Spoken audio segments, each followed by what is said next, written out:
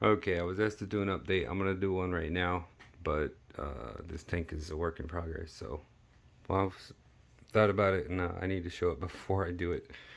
So first, we'll just look in here. The colors are doing great in here, a lot better. Look how red that Ritala is.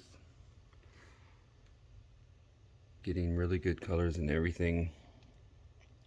This this a fairly new plant around here. This is a Mica Saturna Mini, I think it's called, and it's more of a thin leaf Walichi type plant, but like a mini one, and it's starting to get its pink now, so that's pretty good. Got a I found a cheap pink panther tissue culture, so I got it because I have flamingos, and I want to see if there's any difference. The little BVs are doing okay. Some Star Johnny Purple, I traded some flamingos for that. The Pahang Mutated, which is like a Rosen Maiden, but more, I guess more red, more pink, is doing good. Spiralis Red over here popping up. Similar to Spiralis Tiger, but from what I've seen is a little bit shorter. Ghost 2011. One little piece, Rare Crypt. Friend gave me, I don't even remember what it's called. That's about it in here. Put a couple of Buses in here. Traded flamingos for some Nubia's Panda, but it is green because it was in low light. So it'll probably sprout back. It'll probably sprout back some white. We'll see how, if it gets its white back or not. The little bristle nose dude is hiding here because he has eggs. I don't know if we can see them. There, see the eggs? He's been fanning eggs for a few days now. So hopefully some hatch this time. Hopefully we get some babies. The last time I found the eggs, when I had the whole thing drained down and took all the sand out and was putting Amazonia in, so water parameters probably really got whack for him. So you can see I took a few of the rocks out. I had a lot of rocks under here holding all this up, and the way that I've restacked the wood a couple of times, I can take a lot of the rocks out and it's fine. I'm gonna suck out all this sand in a few minutes. All the sand from this line forward across here, and when I suck out the sand around this rock is probably gonna sink and this is gonna collapse, and I'll probably put it back slightly different, if not the same, if I can.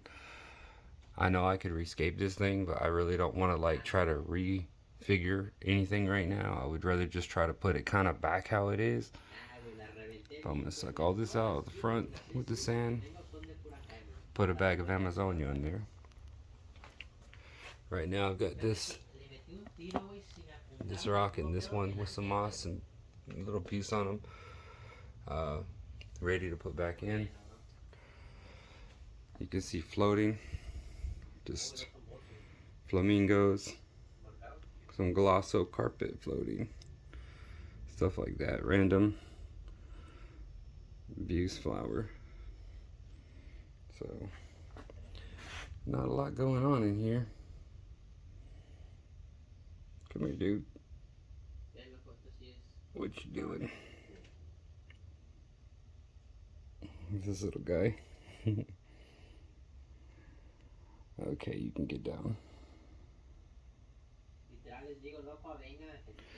Alright, that's the update for now. I think what I'll do is I'll stop this, and then after I suck all the siphon the sand out into this bucket over and over and dump it out after, and then 3 or 4 water changes with the Amazonia in there, then I guess I will maybe put that together with it so that you can see what it looks like.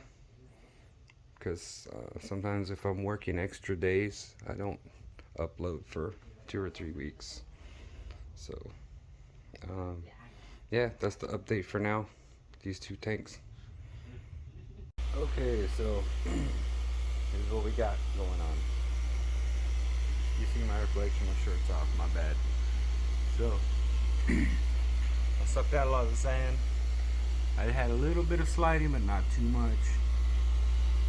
I pushed this back up, pushed the rock back, added some more soil in the high spots back there, pushed it in so it would sink down through here. So I don't know how to film it with one hand, but the way that I've been adding soil was I have this little cup and I have this little funnel, and I hold the little funnel about right here, and I pour a little bit into the funnel and I funnel it around where I need it. It's better than just pouring it in like this like I used to do. I have drained the water down and refilled it like maybe 3 times to, you know, because as I add the soil, it just gets more and more cloudy. I will remove some of this Pinnata fida because some of it has gotten tall and it's hard to get in there and clip it, but it's covering the views and it's starting to cover the crypt costadas in there. A lot of the plants I have floated, I've just put it in here for now. I probably will put my Erios in this tank. They will probably do better. Maybe this BV too, but I have some BVs in here already. They're doing good, so I may put this BV back in here. Some of these flamingos and things, I'll try to fit them on the side. I don't really have space for them here. I might have to sell a few. But the Aerial Quins, this Aerial Quin, you can see I could split it because you can see right here, there's one right here. You can pull apart. 2. See how it makes one on the side right there? They are a little bit hard to split, and if you squish them, you can ruin them. Also, if you split it, like this one's a little smaller. This could be split technically. Like you can see, I could split this part off the side here.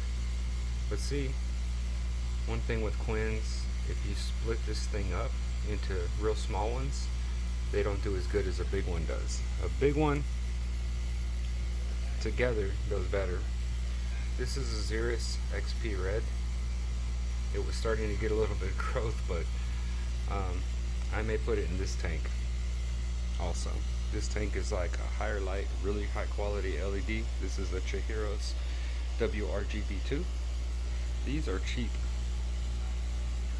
T5s was cheap because this housing was like about, what, $99.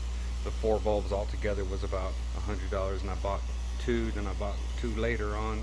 So over time, it didn't eat me up that bad. These little rocks came out from under here.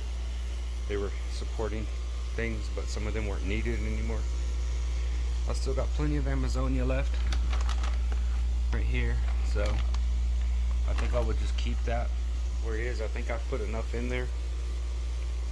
I'm just trying to make sure I have enough to have a little layer in the front, and that when they start digging and it all rolls down, it's not going to be empty in the back like everything coming to the front.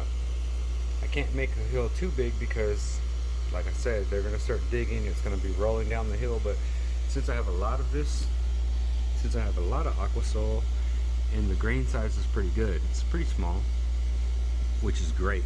Also, the darkness, the dark color of this will show and pop their colors more. This will also help feed nutrients to the water column better than the sand did. I feel like sand has kind of a lifespan to it, and maybe I had exhausted it. There is still sand in here. I had sucked out a lot of the sand and stuff in there, but underneath this big mountain here, a lot of that right there is still sand. So this guy trying to sleep.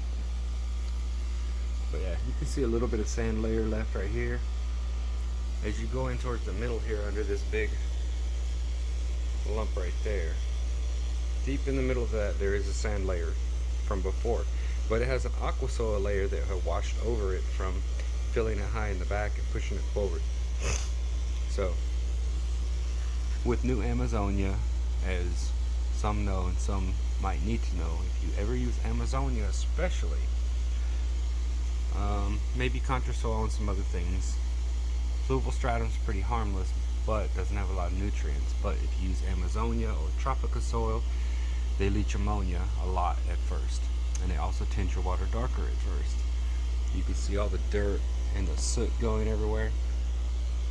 With the Amazonia, when you first put it in, you get a net and you take out all this floaty crap, pieces of wood and all this stuff. So I'm gonna get all this out with a net as much as possible. I'm gonna replant everything. I'm gonna drain the water back down, fill it back up again, then I'll turn the filter on. And then I'm gonna have to do a 50% water change every day for maybe a week. Then after that, maybe every other day for a week. Then after that, I can go back to every like 2-3 days average like I did. But luckily, I already change water every 2-3 days. I'm pretty used to doing it frequently. So that's the update on this for now.